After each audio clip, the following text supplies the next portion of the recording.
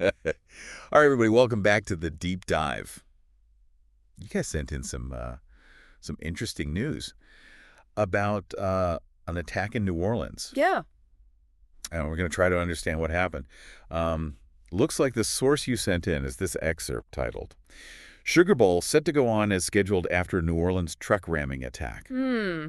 So a truck ramming attack, but the game is still on, huh? Yeah, that's kind of Interesting. definitely Yeah. an eyebrow raiser. I mean, I'm curious about this. Like, how does that even work, right? Well, I think the headline kind of tells the story in a way Okay. that it was serious enough to call it an attack.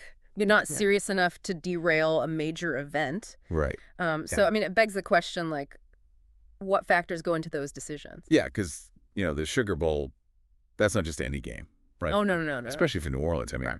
you're talking about tourism dollars, city pride. It's a whole thing, The whole shebang. the whole shebang. For sure. So you would think that they would have already some serious security in place, even on a normal day. Oh, absolutely. Right. Events of that scale, they have to have robust security protocols these days. I mean, you've got crowd management, you've got threat assessment teams, you've got emergency response plans. Wow.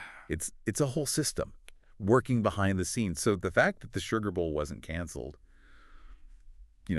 suggests that the authorities believe that they can maintain a safe environment. So maybe they contained the situation quickly.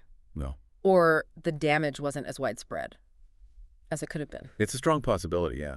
Yeah. But this also makes me think about how authorities communicate during these events. We've seen cases where downplaying incidents can backfire, especially if information comes out later that contradicts the initial narrative. Right. So it's a tough balance between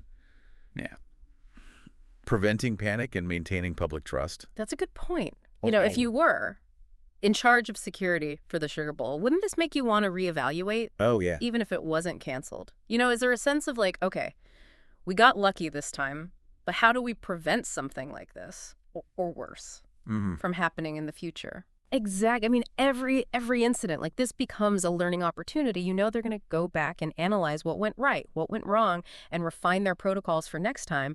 And it's not just about preventing attacks either. It's also about the response. Like, how quickly can the medical teams get there? How do we communicate with the public? What are the evacuation procedures? This stuff all has to be constantly evaluated and improved. It really makes you think, you go to an event like the Sugar Bowl to have fun.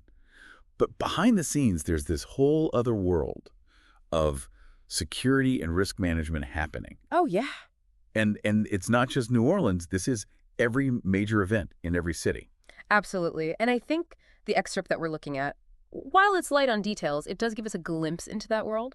The fact that it focuses on the continuation of the Sugar Bowl rather than the attack itself might be telling. It's as if they're saying, the show must go on, but at what cost?